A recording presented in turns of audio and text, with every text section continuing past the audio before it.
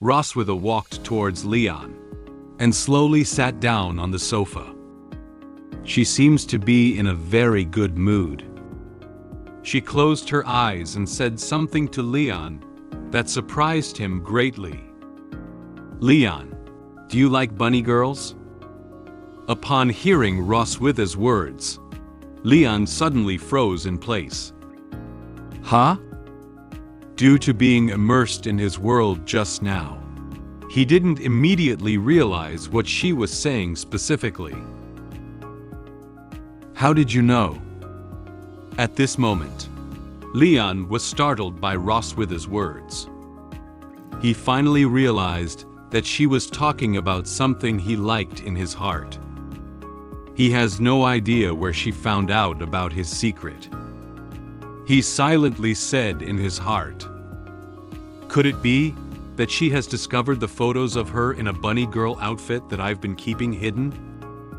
This makes him very nervous. Seeing Leon's reaction, Roswitha chuckled softly. She looked at him and said to him, "You said it in your dream that night. You said you want to see your female classmate wear bunny girl clothes." But in fact, what Leon said that night was not about that. In order to joke with him, she temporarily changed the content of his dream talk. Because Roswitha had said similar things to him before, Leon didn't believe what she said was true at all. This made him feel a little angry. He furrowed his brow slightly and loudly refuted her in an excited tone. "This is impossible. This is a bunch of nonsense. I would never say such dream talk. Even if I say it, what I will definitely say is that you wear bunny girl clothes to show me." Upon hearing Leon's words, Roswitha was somewhat surprised. A faint blush spread across her cheeks, and she felt a hint of shyness. She silently said in her heart, "This guy actually speaks his mind out on impulse." She didn't expect that her joke would accidentally lead him to reveal his true feelings. Roswitha found Leon's reaction very interesting. However, she did not want to give up like this. She smiled wickedly and planned to continue joking with him. "I'll joke with him for a while longer." Roswitha leaned her elbow against the sofa and supported her face with her hand. Leon's words had no impact on her. She looked at Leon with a provocative gaze and said to him in a relaxed tone, "You want me to wear bunny girl clothes? Impossible. I will never wear bunny girl clothes to show you in my life." Leon quietly glanced at his bedside table. From Roswitha's words, he realized that she had not yet noticed him secretly hiding a photo of her wearing bunny clothes in the room. This made him breathe a sigh of relief. It seems that she doesn't discover those photos. Since that's the case, the advantage still lies with me. Since Roswitha doesn't know about the photos, Leon still has a chance to fight back. He could already imagine how Roswitha would react when she was threatened by him. This made him secretly pleased with himself. He gave her a confident smile and said to her, "Oh, what would you do if you wore bunny girl clothes?" At this moment, Roswitha still didn't know that Leon had her big secret. She didn't understand why he had suddenly mustered the courage to contradict her, as if he had gained a newfound confidence. However, she did not doubt his words because of this.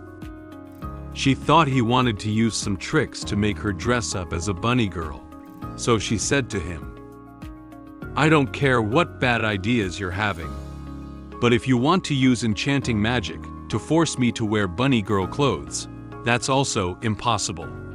Your tricks can't escape my eyes at all. Under her surveillance, he couldn't have had the chance to let her do this. If you can really convince me to put on the bunny girl's clothes, you can do whatever you want with me.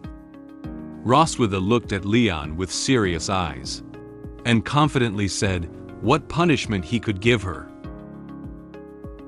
Leon still doesn't quite believe what Roswitha said. He looked at her with a skeptical expression and asked her, "Really?" Roswitha didn't care about Leon's attitude. She said to him in a relaxed tone, "Of course, but you'd better think carefully, Dragon Slayer. If your little scheme backfires, you know better than I do what the consequences will be, don't you?"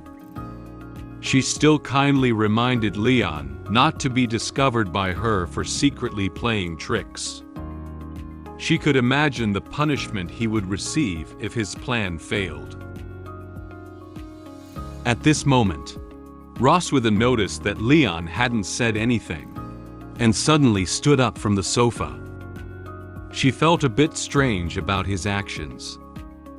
Now, she still doesn't know that things have developed into an irreversible situation.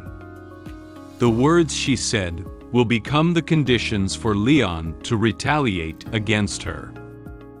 The words were out, and there was no taking them back now. Leon walked up to his bedside table and took out the photo he had just hidden in the drawer. He said to Roswitha, "Dear Queen, I don't need any small schemes,